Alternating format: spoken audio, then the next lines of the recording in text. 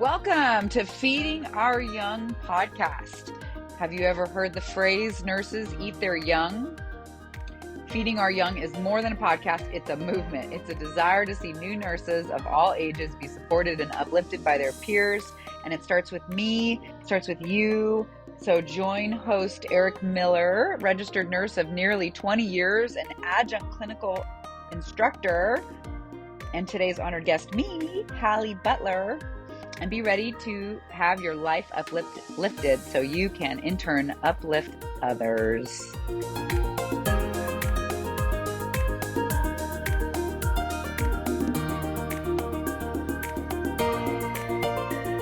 Welcome to the Feeding Our Young podcast.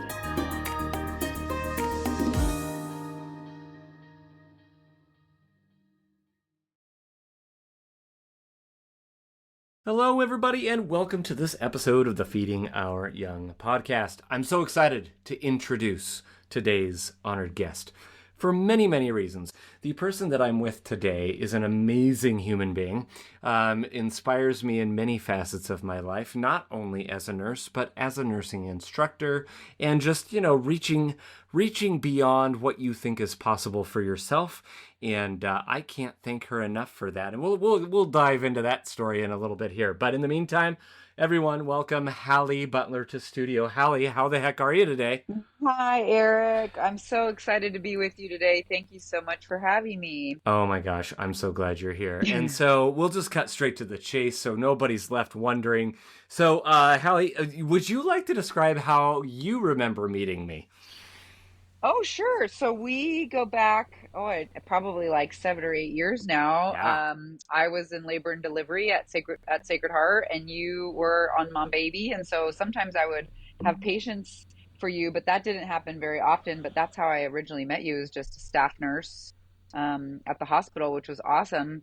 And then you'll probably have to remind me how we ended up getting hooked up with the teaching, but I was teaching OB clinicals, and I think you approached me because you loved it and wanted to do it. Mm-hmm. Right? Yeah, you had a practicum student. Excuse me, let me back up. I had one of your practicum students. Right. And so, as was my tradition, knowing that I wanted to be an instructor when I grew up, if I grew up, that's always still in question, that I knew that what I needed to, I'm a researcher. We've already established that. So I would ask people, how do you do this? How do you do that? What did you do? Et cetera, et cetera. So that was kind of, Hallie was the last link in a long line of instructors who I just peppered with questions. And I said, hey, if you don't mind me, we can get together for coffee or something. And you so graciously said, yes, by all means. And we sat down, and I left that meeting. That was the final impetus for okay, now's the time. I need to stop dragging my feet and get this going. And so thank you for that. You will always hold a special place in my professional life there for that reason. So thank you. Awesome. Yes. Awesome. But enough about me. Let's talk about you. Where are you from? What degrees do you hold? Where did you graduate from? Well, I'm originally a California girl. I grew up in San Diego, and when my husband and I moved to Austin, Texas, I had been a teacher and hated it. And so I went to nursing school in Austin, Texas, which was, I was out of state tuition for that. So I went to the Austin Community College, and it was a great experience, although the most challenging thing I've ever had in my life. We ended up moving to Washington State a few years back. I was still an L&D nurse at that point, and then I decided I really want to be a nursing instructor. So I decided to go back to school, and I got a BSN online from Chamberlain University, and then I went to Gonzaga, and I got my master's in nursing. I graduated in 2003 from Gonzaga with a nurse practitioner degree. So that was a super fun experience. Yeah. When I say it all out loud, and then I think back to how much time I've spent in school over my life, it's kind of disgusting. And yet so worth it, right? Maybe. And yet ultimately. I want to go back for more. And my husband's like, no, you can't go to school anymore. It's enough school. It's I'm like, like, no, I want more. it's an addictive thing, though, isn't it? Like, you're like, well, It I mean, is. I could just do one more thing, right? Like, just Yeah, one more yeah. thing. I just need one more set of letters after my name.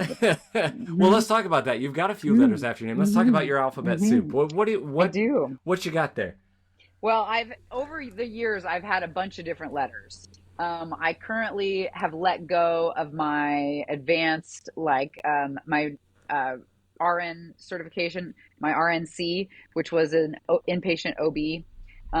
So I let that lapse. So I'm no longer an OB certified nurse. That's all right. I don't have any of the advanced life savings cardiac skills or nursing, like a respiratory thing, NRP and ACLS and EFM monitoring. I don't have any of those anymore, which is great. The only letters that I'm currently rocking are my board certification as a nurse practitioner from the ANCC, which is, I have the letters FNP for family nurse practitioner, BC, board certified. And that's Yes. because that's how ANCC has their board certifications. I could just be APRN. That's what I see a lot in practice. I usually sign my like prescription scripts with APRN. Um, that's what my resume says, but that's because that's people know that you're about advanced practice nurse. But Yeah. people who know what the certifications mean, FNPBC means who I'm certified by. That's my board certifying body. Very, very cool. And for those that don't know Miss Hallie, she doesn't stand on pretense. This was just something we decided to ask because it's not as though she enters the room and you must kiss the ring and all the things. And I say that because there are some people who have those, they chase those things and they seek the prestige, they seek Yeah. the position as opposed to, whatever. I don't know. We'll leave that where that's at. Someday you might have to call me Dr. Butler. Someday, but I not will. right now. I will look forward to that day. Uh-huh. I Yeah. will look forward to that day. That's If not I an ever issue get at all. those letters, I will definitely walk in a room and make you tell me that. Well, yeah, it's so much work. It's a Goodness lot of work. gracious. Yeah, Yeah. 100%. You've well earned that title at that point. All right, so before we delve too deeply into the things you want to talk about, what are 3 words that you would use, Hallie, to describe nursing school? Oh, this one was tricky for me because all the words that kept coming up were like the same word: hard, challenging, awful, horrible, like all of Brutal, those same, soul brutal, sucking, killer, yeah, you all the know? things. Yeah.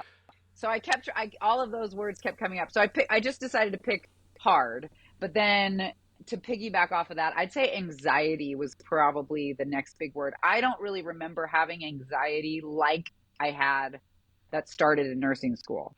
I don't think I had anxiety ever before in my life on the level that I had starting in nursing school. And part of that was because I went and got pregnant right in the middle of nursing school. And so I had my first baby, which was another reason why it was hard and challenging. But I would say in the long run, now that I can look back on nursing school, I would say accomplishment would be my third word, because it was so hard and I got so much anxiety through that process, but I still was able to accomplish it. And I've since gone back to school multiple times to multiple nursing programs, and I love it so much. It has been the most rewarding thing I've ever done. So accomplishment has been a really big one on there for me. The other question I like to ask in the opening salvo, what are 3 of your favorite songs in life right now? This one was also tricky because I've been singing on my worship team at church for the last year-ish. And so I have songs all the time that I'm like actively singing. And so those ones tend to stick in my head. And we just had, like, we're celebrating our 1-year anniversary as a church this weekend, and I'm leading a song called Holy Spirit Come. And it is so good. It's such a good song. And I feel like it's a really beautiful song. But last weekend I sang a song called Trust in God, and I actually gave my testimony, and it was so crazy and hard. We're going to get into that a little bit about what's been going on in my life in the last year and a half. But I'd say those 2 are probably really big ones, and you might not know those songs. So if you're going to keep in the same vein, I'd say anything by Brandon Lake or Phil Wickham are in my top songs right now. Nice. But then there's a really good oldie that Alexa keeps playing for me from my my songs I like. It's a Lauryn Hill song called "I Can't Take My Eyes Off of You." It's a cover. She does a cover of that song. Oh. Super good. Wow. So I'm I am now realizing the mistake of the order of service that I've done things, because we are going from the super spiritual to the new thing that I'm doing with everyone right at the beginning, which takes us so far in the opposite direction. I'm going to ask you 5 questions that you have not prepared for, correct? Yes. This is our new Feeding Our Young unauthorized personality test. And Okay. I won't explain anything afterwards, but by you giving the 5 answers you give, I'm just trusting that we will automatically know what type of person you are. Okay? You ready? Okay. Sounds good. All right, here we go. Hallie Butler, this is your life. Just kidding. Okay. Team pie or team cake? Pie. Instantly learn a new language or instrument? Instrument. You have a time machine. Are you going to go back in time, or are you going to see the future? Ooh, that's a hard one. Forward. Let's go Okay. forward. Is Wham's Last Christmas a Christmas song? I don't know that song. I need a yes or a no. George Michael. No. George Michael, secular song, talks about giving George his heart Michael. away and all the things. Yeah, that one. Oh, Wham. Yeah, not a Christmas song. And would you rather have the ability to fly or breathe underwater? Fly.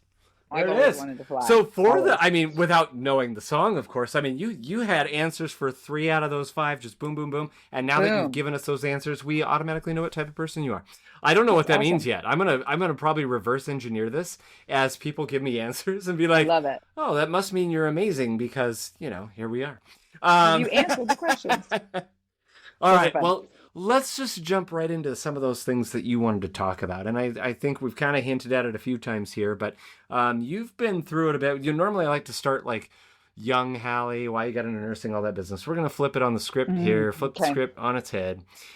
You've been through it over the last year and a half, couple years here. This is someone who's faced some pretty serious things. So Hallie, what kind of adventure have you been on these last 2 years? Well, it's been one that I didn't choose for myself. And I think that's probably why I would still say that nursing school was the hardest thing I ever did, because I picked to do that. A cancer diagnosis, obviously you don't ever sign up for. So although that's obviously been super challenging, and I have done it and I've gotten through it, it wasn't because of my own strength. Like I had to muscle through nursing school.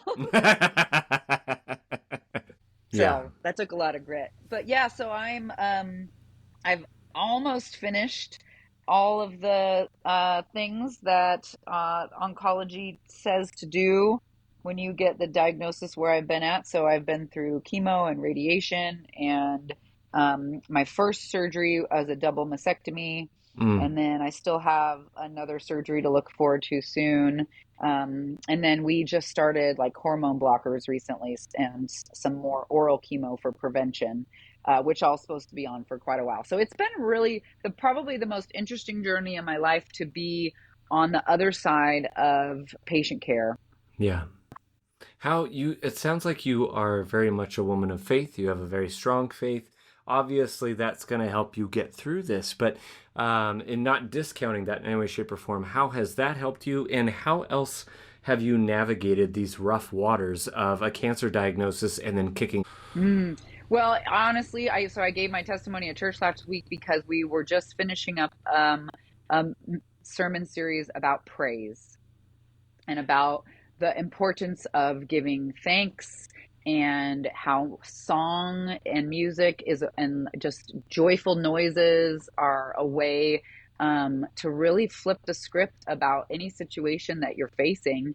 And I got much more involved with the worship team after I had gotten diagnosed with cancer. And it was mostly because I set a goal for myself that like I wasn't going to stop moving forward because of chemo, which I wanted to do. And I still want to do. I still am like drugged back. I'm so heavy from this cancer baggage that I'm carrying, that I still haven't really completely let go of, although I know God's carried most of it for me the whole time.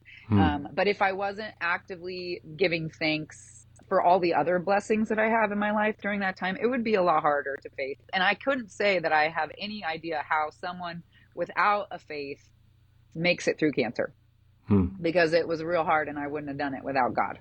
Yeah. Yeah. Very well said. Very well said. Mm-hmm. We're open up heavy here, everybody. Yeah, why not?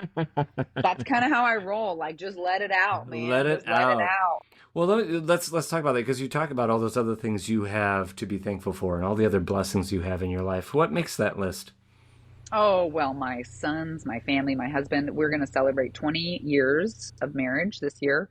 And he's been through all of those colleges with me. He went through all of my nursing colleges. He's actually helped pay for all of those. That's probably why he's trying to put a cap on that. Honey, we have to retire someday. Yeah. It started with my teaching credential after my bachelor's in biology. So, but the support of my husband and my family is absolutely the highest on my list of Thanksgiving. But, you know, as we record this, I'm sitting in my living room and I have a view of Liberty Lake and the mountains and the snow on the hills. Because it's wintertime as we're talking about this, and it's just beautiful outside. I love the place we live. I've lived in a lot of beautiful places. Like I said, I'm a beach baby, and like I've lived in a lot of beautiful beaches. I went to college in Santa Barbara, which is just gorgeous, but Spokane is the most beautiful place I think I've ever lived overall. Amen. So hallelujah. From a native. I'm going to back you on that one. 100%. It gets a bad rap and it drives me nuts. No, it is a beautiful area. So with that, having faced that, let's just work our way backwards then. We're going to take, even though you would take a time machine moving forwards, we'll get back to that. Let's work backwards. So you've just had this horrendous battle with cancer prior to facing this beast. What take us back just a few years. Like what did life look like for you before it was turned on its head? Well, so I had decided to go back to school because I really wanted to be a nursing instructor. I loved being a labor and delivery nurse, and I loved the opportunity to help the students that came through, whether it's a new staff member that needed precepting or nursing students. Like, I just have a heart to teach. I was a teacher before I became a nurse, so that was on my list. And I had to go through school during COVID, like a lot of y'all have to face. And so I was doing my bachelor's of nursing, which was all online pretty much anyway. But then I started my nurse practitioner program in 2020, and doing all of that during COVID was obviously a topper too. Yeah, if you go through nursing school, period, that's really hard. Doing it during COVID, oh my goodness. Yeah, that's a whole nother thing. Yeah. But in the couple years before my diagnosis, I was like kicking butt in nursing school. Like, I made honor society, which was so hard, and it doesn't even matter if you got A's or not. It doesn't matter.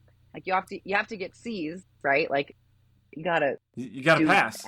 You gotta pass. Yeah. But ultimately, everything that I've really learned about being a nurse and a good nurse has been as a nurse, not as a student. So really what I wanted to facilitate by becoming an instructor was the confidence to start practicing nursing, because you get so caught up in the books, which you need to read the books and you have to do the modules and the sims, and like you have to study and you have to review it probably way more than you want to. But learning that stuff makes you feel more confident, and the confidence that you bring into your nursing role makes all the difference, I think, in both your nursing school experience, but definitely your experience as a new nurse and taking care of patients. It's all about confidence. And there's a difference between confidence and humility and confidence and pride. But I loved getting to work with nursing students to help with some of that anxiety. Because like I said, my first nursing school program, my associate's degree in nursing, was the most anxiety I've ever had in my life. We're gonna get there. We're gonna get there because I want to hear that story. But I love what you're talking about, because it reminds me. I was told once that there's a very fine line between confidence and cockiness. Yeah. And it's easy to, cross over one to the other. And really, it's a matter of heart, right? Like, if you're coming in, here's the test, because I've had students ask me, like, well, how do you know if you're overconfident? And I'm like, well, the fact that you have to ask that question means you're not.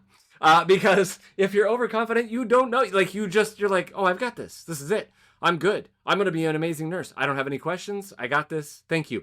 That is the hallmark quality of an overconfident / cocky nurse, right? Yeah.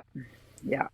How does one prevent themselves from getting that way? I mean, I don't think that's a huge issue for many of the listeners in our listening audience, but there are a select few that are like, man, I've just been the best at everything that I've done, and therefore I have to put on this air of being the best of my class, my cohort, whatever. What would you say to those students? Yeah, that's really tricky because I thought I was really good in high school. And then I got to college for the first time at UC Santa Barbara, and I was like, oh, this is the first time I've been academically challenged, really. And I got a degree in biology, in 4 years with good grades. That then meant nothing because I graduated and then it was in the real world. And then I went back to a community college level for nursing school. And I was like, as a grown adult, I think I was 28 when I started nursing school as a associate for my associate's degree. And it was the hardest thing that I had ever done and up until that point, academically.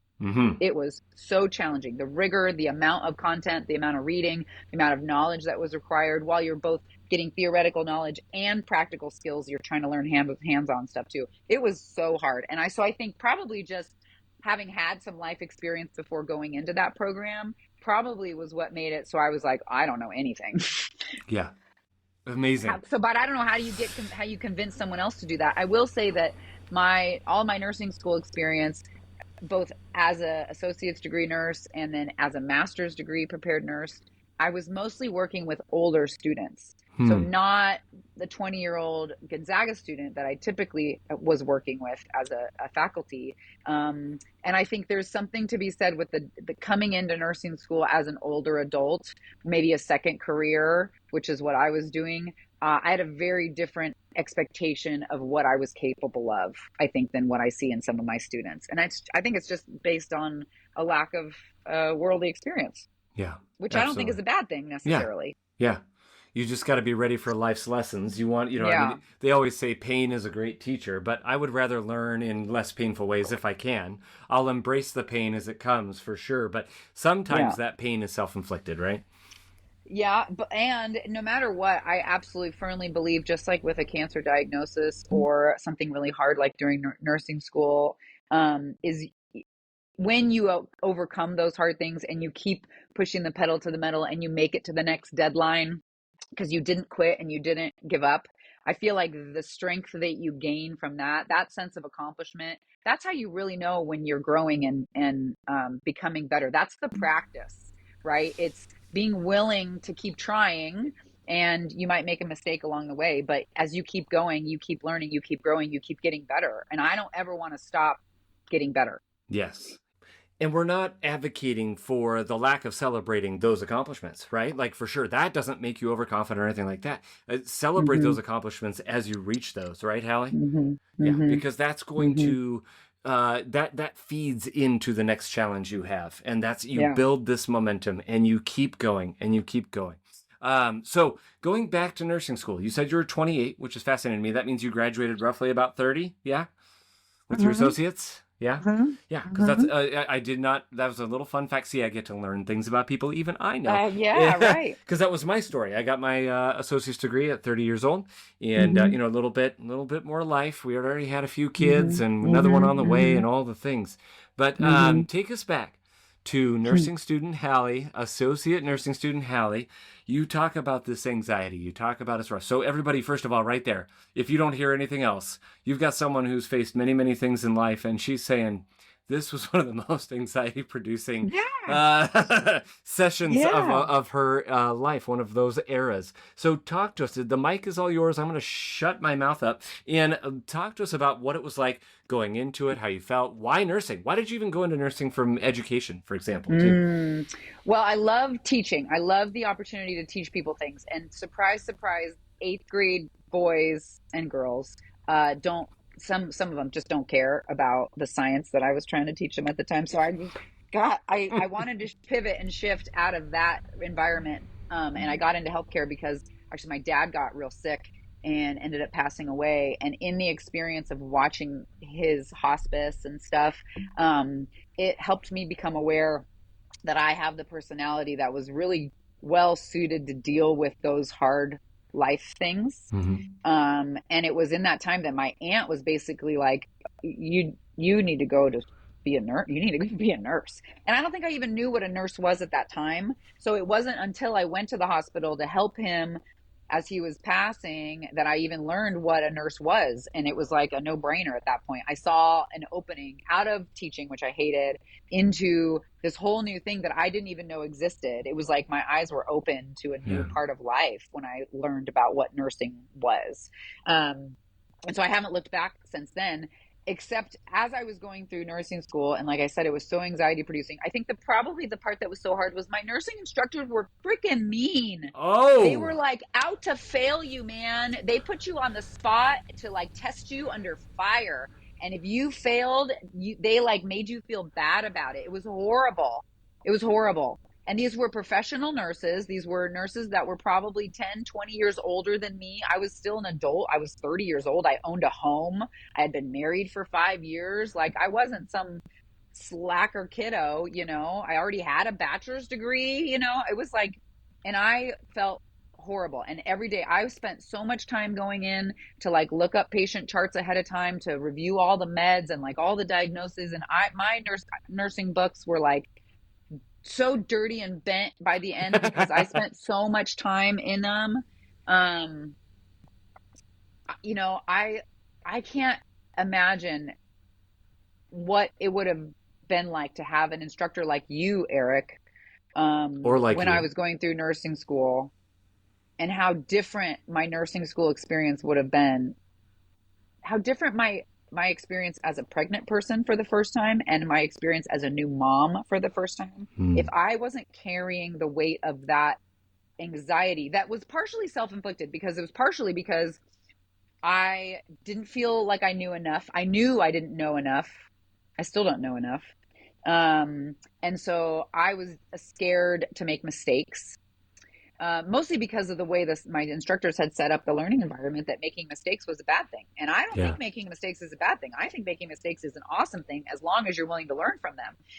And everybody can learn from it. And so I want everybody to talk about the mistakes that they make, because I would rather make less mistakes by learning from your mistakes. So that's really where I wanted to become a nursing instructor, was because I was like, there's got to be a better way. Yeah. And that's evident in your practice, and I love that. Do you feel like those instructors, as painful as that was, did they make you a better person? Is that something you're grateful for on the backside? Yes, because in a twisted, sick way, they pushed me. They kept pushing me. I kept going. Yeah. But I could totally see how you would just throw in the towel and say, screw this. Yeah. And if, like, especially looking back on that opportunity, because I don't remember wanting to quit nursing school.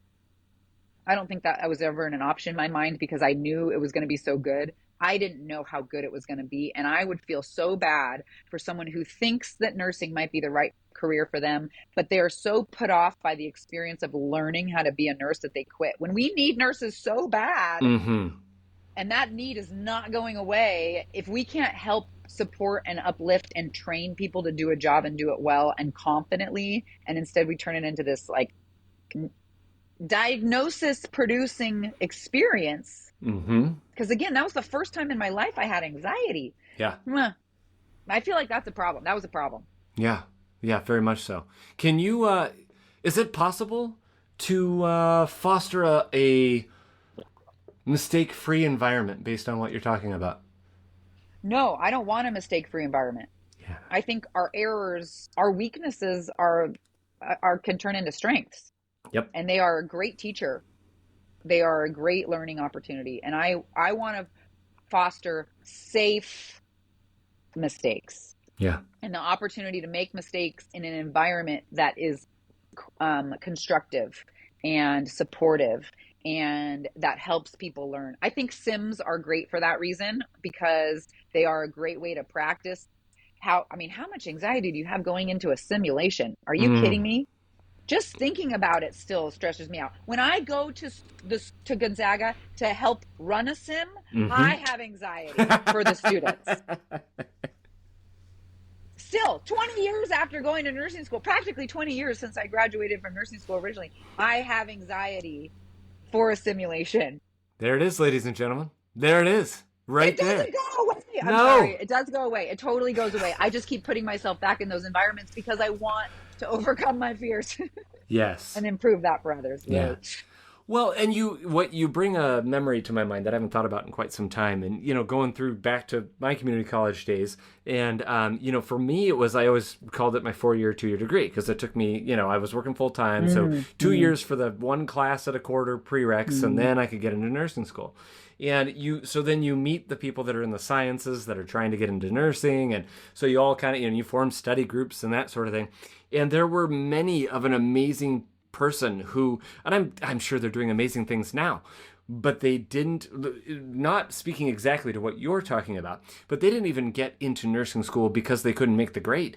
They couldn't make the grade of this, that, or the other. And I'm like, I can tell you right now, at the time, 26, 27, 28-year-old, I'm like, that person would be an amazing nurse. But because this one thing is going to keep them out of the field, that's ridiculous. And so then to hear you say the same thing, like when you have instructors that are like, you're never going to foster an environment where everybody's just so like, oh, that's okay, you're going to be all right. Like there are times, you've got to do your work. You've got to pull up your bootstraps and you got to like make it happen.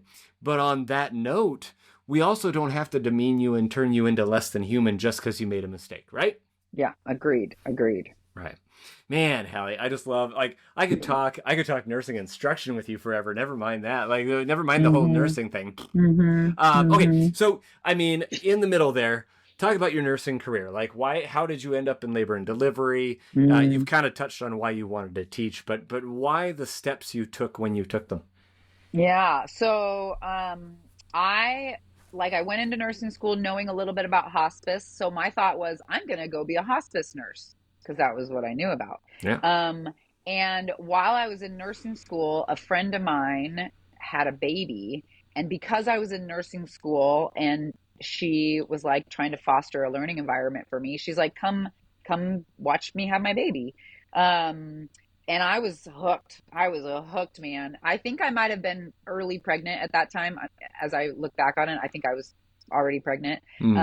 So I was more interested from that perspective. And although my labor and delivery rotation was not great, especially compared to what I try to foster for my students, or when I was a labor and delivery nurse, I tried hard to give the students that I worked with a better experience. I knew that I loved it. And then the selfish, scared student in me knew that if I got into a specialty, I would have a narrower window of stuff I had to know when I got out of school. And so I passed my NCLEX, man, barely by the skin of my teeth. But I knew when I went into practice, I didn't want to have to know all that stuff. Yeah. I wanted to get really good at something. Yeah. And OB was the opportunity to do that. One of my friends from nursing school was actually a tech on the floor that she got us both jobs at, basically. So we got hired right out of school in a specialty, which at that time nobody was doing. So I felt so fortunate that I never had to be a med-surg nurse, because I feel like that was like a sentence in death. For you. For me. Yes. For me. Yeah. And yeah. I'm so thankful for the nurses that fulfill that role that I could not do, because we need those people. And gosh, that is such good experience. But no, I got into labor and delivery right away. Like I said before, I had my first baby right in the middle of nursing school. Literally, I was like super pregnant during my OB rotation. I was the biggest. I was like so close to having a baby during my OB rotation. I ended up taking a class early in the summer so that I could have the baby and then take a little bit of time off before having to start the next class. I ended up graduating on time because I did that, even though I had a baby right, literally, like I had a textbook with me when I was at the hospital because I was about to take my final. Oh, Like literally like the next week the final was. So I had my baby, I took my final, and then I got to take a couple of weeks off to have my new baby at home. It was a hybrid program, so it ended up working out really great. I didn't really have to miss much of my little baby yeah. being at home with him. So that was really cool. Wow. But gosh, it was really hard having a baby brain and midnight feedings and stuff while I'm trying to learn how to be a nurse. That was super hard. A couple of other girls in my program got pregnant like right after me. And so they were like a semester behind me and had babies, and they took extra time to graduate. I was able to graduate on time. I don't know. I mean, it must have been a miracle of God because the timing was perfect. It worked out great. I was able to finish it. It was awesome. And then I had my 1-year-old with me at graduation. He was such a big boy. Oh cool. my gosh. I was so proud of that accomplishment. Like that, honestly, that picture of my baby son and I at graduation from nursing school was the most proud moment of my life, that I did both of those really hard things. That was awesome. As you should be. And those that are listening, like we've had a few honored guests who have had babies during nursing school. Obviously not me. I didn't have that experience, but my wife sure did. And you did. that sure takes effect on the spouse. So it sure does. You know, it's and again, we'll never demean anyone. You go through nursing school and you're already like, man, this is brutal. As you've heard time and time again, including right now. Yes, it's brutal. Period. It's brutal. I don't care if you can't have a baby, or you didn't have a baby, or you're done having babies, or you're never having babies. It's brutal. And then you add to that these life circumstances, people who face, the death of loved ones or having babies and things of that nature. So I don't ever want to say, the whole crux of this is not listen to this and then make yourself feel bad because you feel like you're in a bad place, even though you have none of those things going on. It's the opposite. It's be still encouraged. So hard. And be encouraged. Hard. And you say, you say to yourself, okay, I'm not having a baby right now. I'm not experiencing the death of a loved one. All I have, quote unquote, is this brutal nursing school. And that hopefully energizes you to then like kind of give that breath of fresh air and like, no, I can do this. I'm going to do this. I got this. Yeah. I got this. Hallie, I love it. Okay. Yeah, for real. Well, with that, then let's talk about it. So I feel like we've kind of come full circle because you started out talking about experiencing healthcare from the patient side of things after being a long tenured nurse. And you're kind of taking us back to the beginning when you were a patient while learning how to become a nurse. So bringing that all the way back around full circle, now that you've been a nurse practitioner, you're potentially going back for your doctorate someday. Hopefully the hubby doesn't hear this too soon. It's no surprise, right? So you've got this advanced education. You're using this advanced education. What have you done with this education? What are you doing with this education to better your patients? Thank you for asking it that way. I really appreciate it.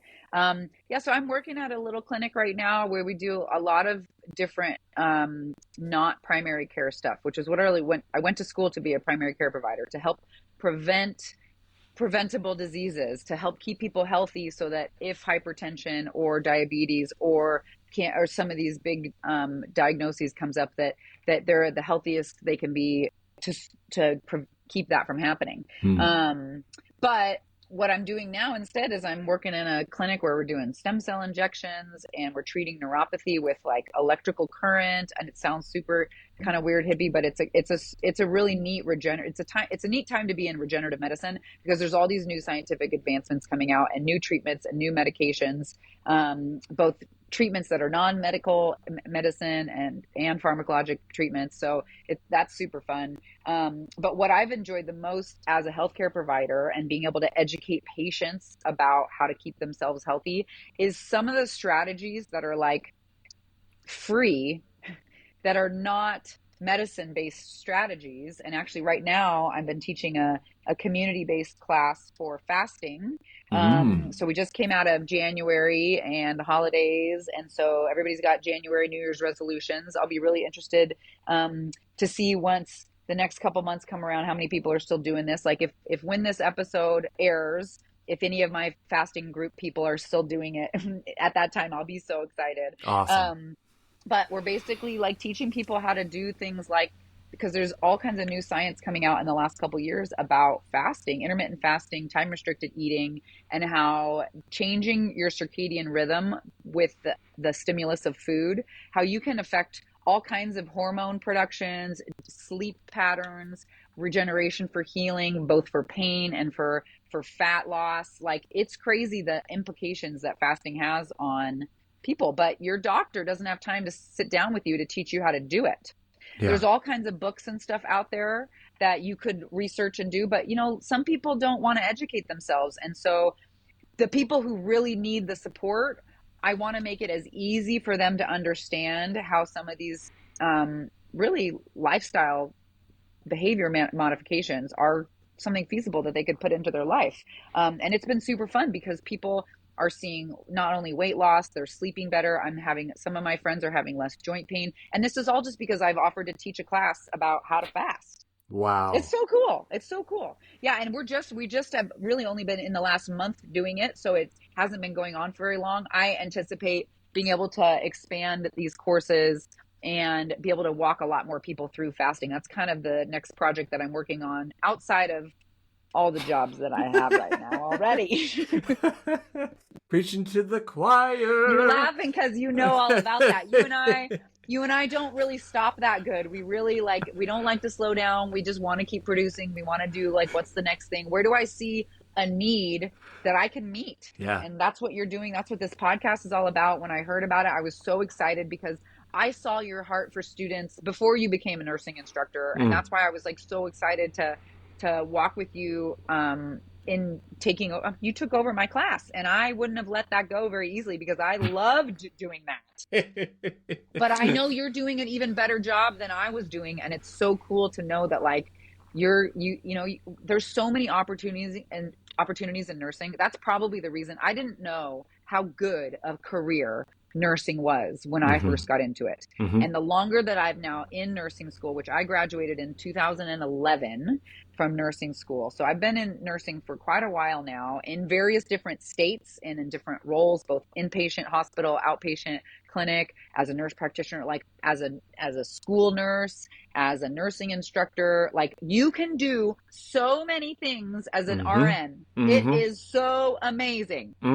So amazing to be a nurse. I love it, especially this time after coming through a pandemic, after seeing what our population is doing, our aging population. We need so many more nurses. We need people to be creative and come up with new ways to support health in whatever that looks like, whether it's training new people on the boots on the ground to keep them going and motivating them, to encourage them to get through some of the hardest things you're ever going to do in your life. Or whether it's working with people, I'm doing a church-based small group basically for fasting. I'm teaching at the gym how to fast. It's so cool that there are so many things you could do.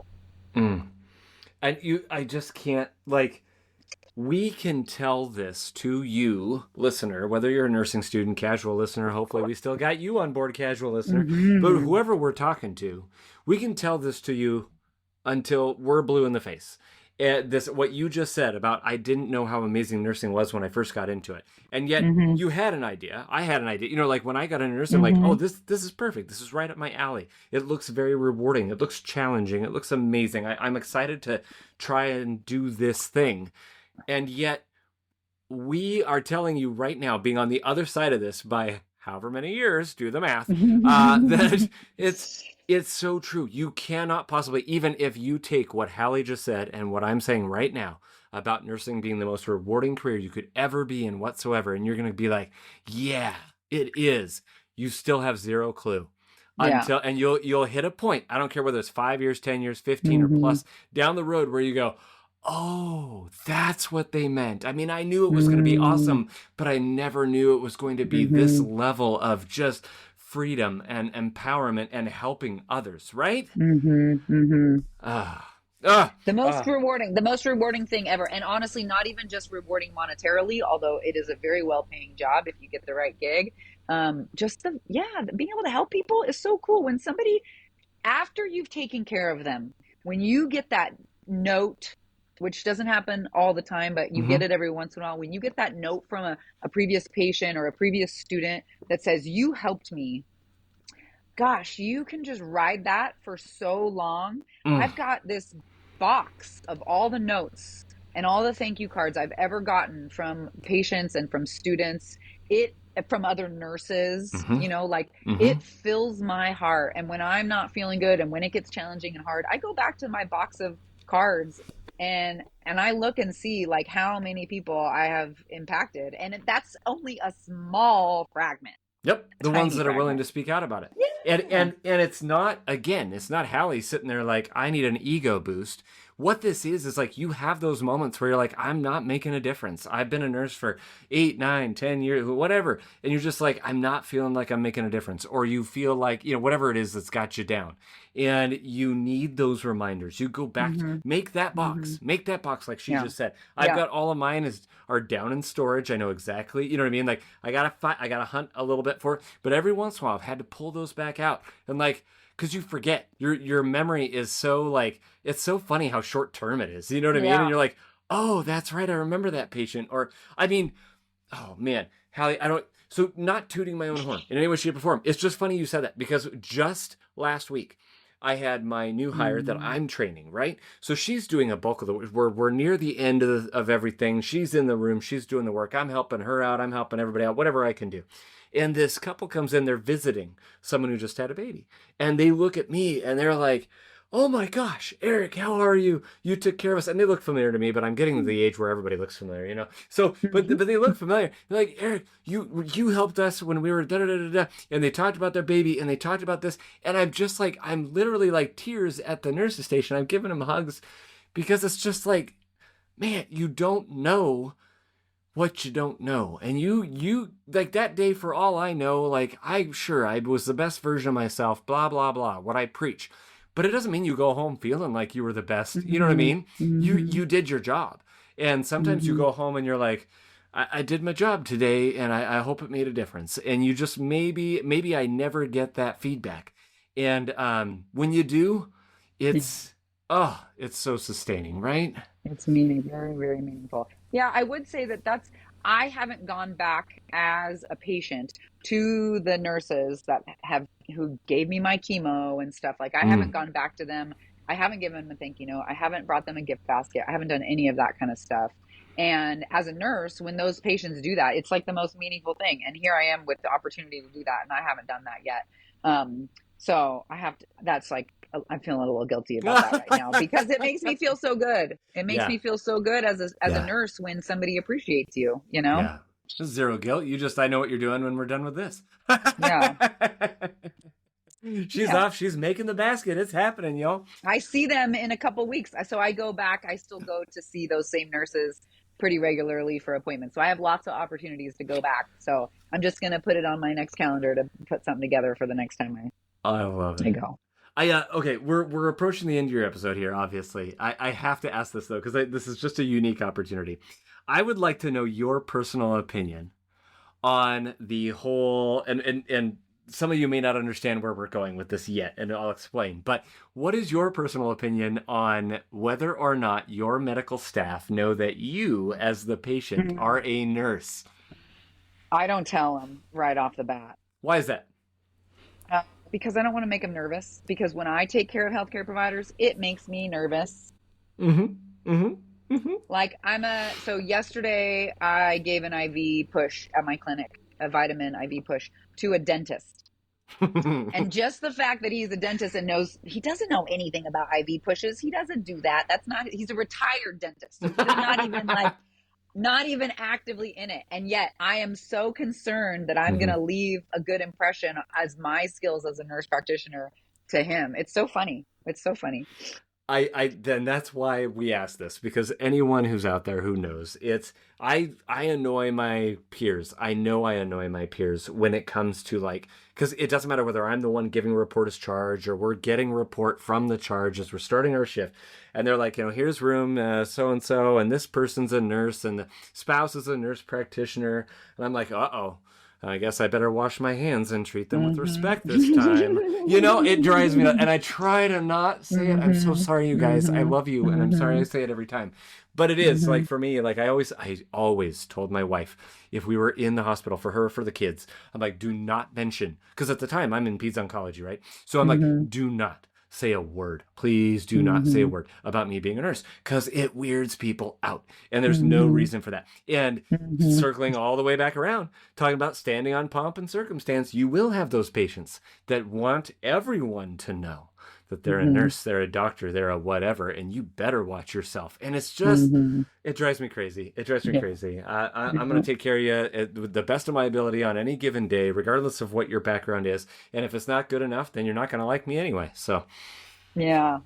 Yeah, I think the only thing I do differently as a patient now is knowing what I know about the days of a nurse that are some days not the easiest or the best days. I go in there just trying to be like a character. Like I just try to be funny and like have a good time and like yeah. make jokes about myself and support them any way that I can because I know that what they're doing, I know their job is hard. It's Yep. totally different than tipping your barista. It's totally different than that, but way more important than the Yep. person who makes your coffee, like the person who's caring for your health. Way more important. Yep. And I'm not like, where do we start doing the dollar bills for the nurses when they come in? When does that start happening? You've heard it here first. We're going to call it the Hallie Butler movement. Yeah, do it. All Tip right. your nurses. Well, and that, like you just said, that's a tip in and of itself, right? Like the having grace, knowing that that nurse is, seeing so many other rooms, they're going to come Yeah, in and be yeah. apologetic. And you're just like, oh, yeah, I get it. It's fine. Like, because you're on the other side of it. So, Yeah, yeah. well, before we wrap up, I'd be remiss if I didn't ask you the all-important question. And that is that if you had one piece of advice that you want someone to walk away from your episode with, for any nursing student out there, as from a perspective as a nurse practitioner, as an instructor, whatever you wear, whatever hat or hats you want to wear, what is the one piece of advice you want someone to walk away from with? I mean, it sounds so cliche, so it's hard to say, but like never give up, like you're going to face hard things in life. And the minute you decide to quit, thankfully, I feel like there's second chances. So you can come back from a quit. If you have to quit, like hopefully you pick yourself back up again and get back on the horse and like, but even if it's that, I hope that's only momentary. If you really feel Yeah. like you need to quit, like I hope it's just momentary. And I hope that you reach to the peers around you, your colleagues, your fellow students, your hopefully your coworkers, and support each other because you're going to face a lot of hard days Yeah. as a nurse. There are patient care days that wipe you on your butt and it rocks your world. And those days, nursing school made me full of anxiety, but becoming a nurse made me want to drink. So I would highly recommend finding better productive ways of dealing with those hard days as a nurse, and just like don't quit because there's a new better day like right around the corner. There's a new patient you're going to take care of. There's a new family whose lives you're going to impact, and that feels so good that you can do that hundreds and thousands of times over in your life. Like it is such a gift. Just don't stop. Keep going. Don't give up. I love it. In fact, here's an unofficial theme song. So I'm listening to you, and the weirdest things pop into the brain sometimes. And I'm going to, I ask everybody, what's your favorite songs? The reason why I ask it is because I don't want to have to answer it myself. But one of my unofficial theme songs in life, if it hasn't been proven already, comes from a master lyricist named Weird Al Yankovic. Yes. And it came from his initial album. And he had a song called I'll Be Mellow When I'm Dead. I cannot beseech everyone to listen to that. So just go to YouTube right now. Hang up. We're done. Go listen to that song because it's an earworm. I'm going to warn you. It's going to burrow its way right into your skull. But that's what we're talking about. Don't give up. And if you have to quit, it's funny that you bring that up because the episode that's on before you, she discusses how she had to, like, she's physically forced to quit her pursuit of nursing because of certain things. And I mean, you can go back and listen to the episode, everyone. It's not, but the point is she has to quit what she thought was going to be what her career was visualized as. But instead, she's not quitting overall. She's like, no, I'm gonna go do this now. This is what I'm going to do because I think I can physically do. I may not be able to do physically this. And that's what we're talking about. We're not talking about, giving up to just the final, like, I'm giving up everything. I don't care. Don't give up. Don't be mellow. You got lots of life to live and you've got lots to learn from the failures, right? Like this, man, Hallie, your episode just circles in on itself time and time again. And I love it. So Hallie, I'll stop flapping my gums. Thank you so much for giving your time this afternoon to enrich me and enrich everyone who's listening. It was my pleasure. Thank you so much for the opportunity.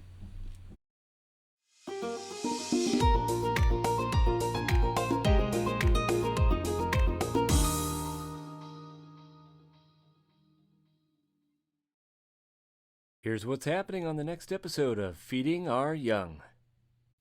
So definitely with my identity with softball. For 15 years, that was my identity. I mean, like I said, every day, day in, day out, every weekend, we were at the ball field. It shaped who I was, how I spent my time, and the way that I even saw myself. So when that chapter ended, I really struggled with the question, who am I without softball? So for so long, my goals, my discipline, and even my confidence was tied to being an athlete. Stepping into nursing school felt like completely starting over.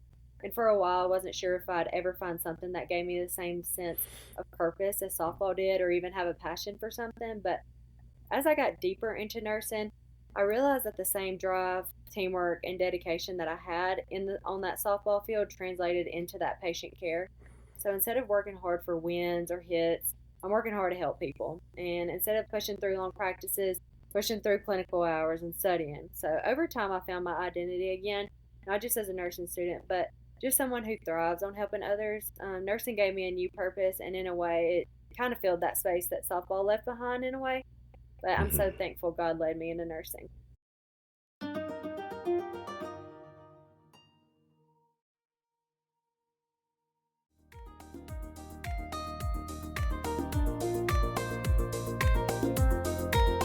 Did you like today's episode of Feeding Our Young? Let today's honored guest know by emailing us at thanks@feedingouryoung.org. Also, if you are a nursing student, nurse, or a nursing instructor and would like to be featured on a future episode, please email us a few details about yourself at the very special email address mystory@feedingouryoung.org. If you have a question you would like addressed in a future Q&A episode, please send it to q@feedingouryoung.org. For all other inquiries, please email us at info@feedingouryoung.org or text us at area code 509-ALL-THEM, 509-255-8436. We're so excited to have you return to hear our next honored guest. Be sure to follow us on TikTok, Facebook, Instagram, and YouTube at Feeding Our Young LLC. Again, that's username Feeding Our Young LLC. Until next time, be encouraged and go find someone to encourage today.